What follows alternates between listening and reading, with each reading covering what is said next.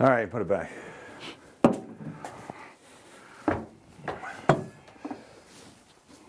Oh, hey, you're trying to figure out what I'm doing down there? Do we want to go there? Okay, well, welcome. Yeah. Thank you. No. Welcome to the Classic Series November. November November. 2000. How did it get to be November? Wasn't it last week? It was January? It was crazy. So that means the holidays are starting. We got some great wines for you today. But we're starting to talk about like gearing up for Christmas. I've got the basket makers coming in. We just expanded our warehouse and we're in a new studio. Can't they tell? It looks like the old studio, doesn't it? It looks like the old studio to me. What do you think? That's what it is. I will admit, we just moved the stuff over here. Yeah, just move the stuff over here. I'm really excited about today's wines. When were you not excited? I'm always excited, okay. but this is fun because one, it's a wine you brought me, which is always a hoot. Yeah. And two, it's something we're able to put together, put out in the marketplace as a Wine of the Month Club selection, as well as a branded wine for the public consumption at all the stores. And I have a couple of vendors already pushing it. Of course, you were already trying to sell some, right? Right, absolutely. Okay. And that is this month's white selection, Painted Van Pinot Grigio, 2008 from Washington, Columbia Valley.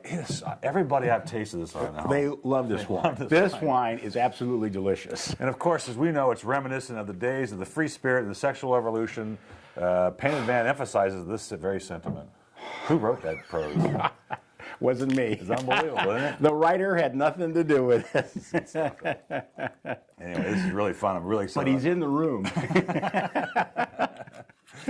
I'm really excited about the brand and the quality of the wines that we're finding for this. And you should see it in your stores somewhere, somehow. Well, hopefully you'll see it in your mailbox when you get it from the Wine of the Month Club. The nose, the thing about Pinot Grigio, it's a gob of fruit. It is. There's tons of things going on here. Do you think there's any residual in this? I don't think so, because it's bone dry in the mouth. It just has all that wonderful kind of peachy guava sort of fruit component, and you go, wow, this is really good. And you have the impression that it could be sweet because it smells like things that usually taste sweet, but it's not.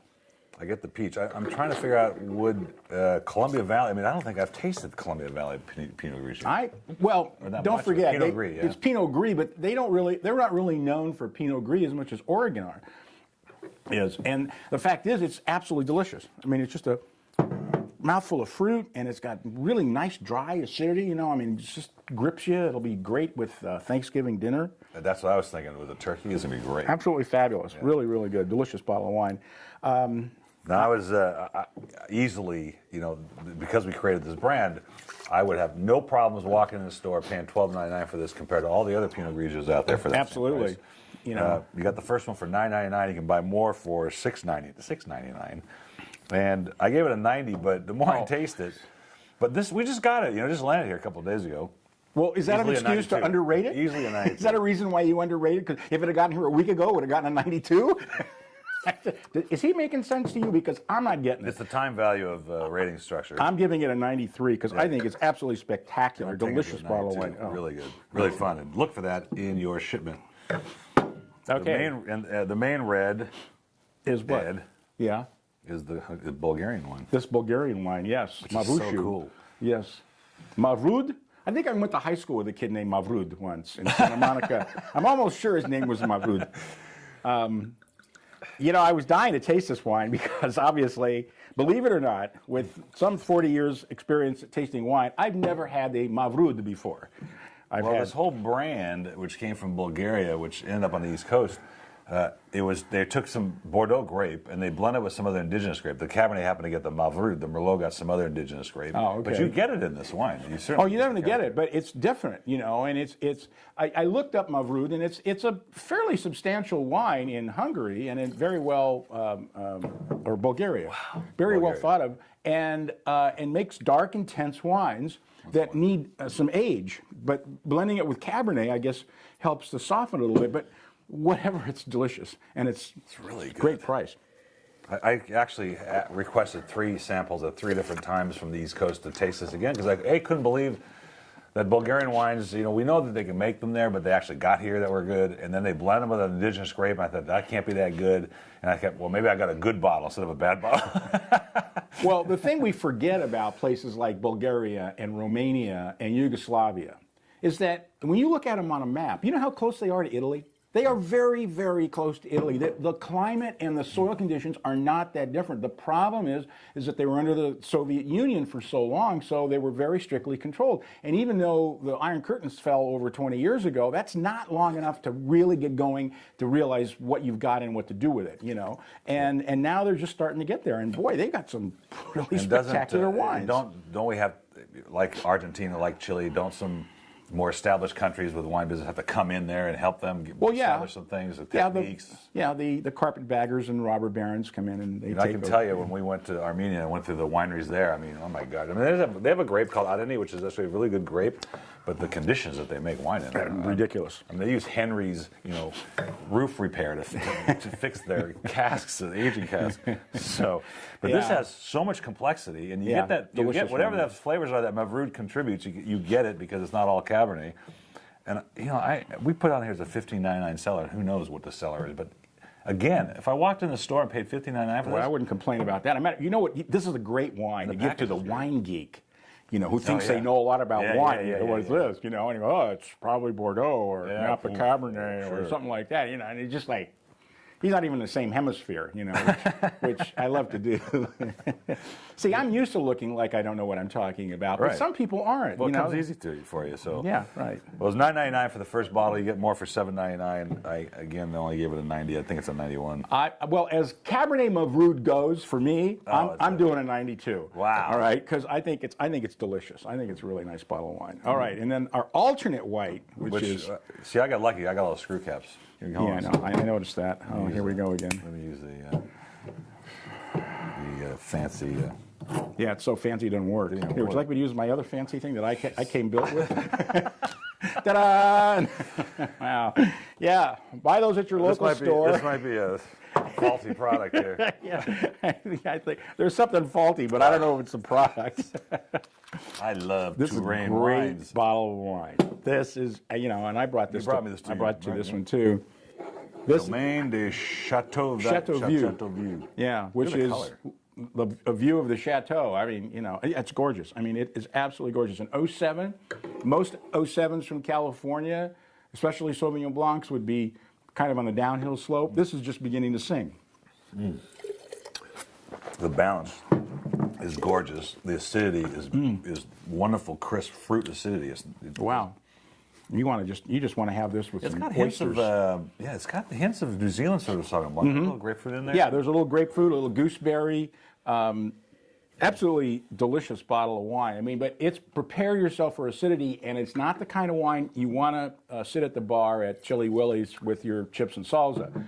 You got to have some food with this. I mean, because this stuff's got acidity. It'll just wash everything out of your mouth. You're right. Oysters, cream sauces, oysters. Ooh, God, oysters! I can just imagine. Clams. Man, it's really. I forgot about this wine. This is really good. This wine is a joke price. I mean, because this wine, I think the full retail was somewhere around $20, $22. I would get that at all. Certainly its counterparts in New Zealand would be that much.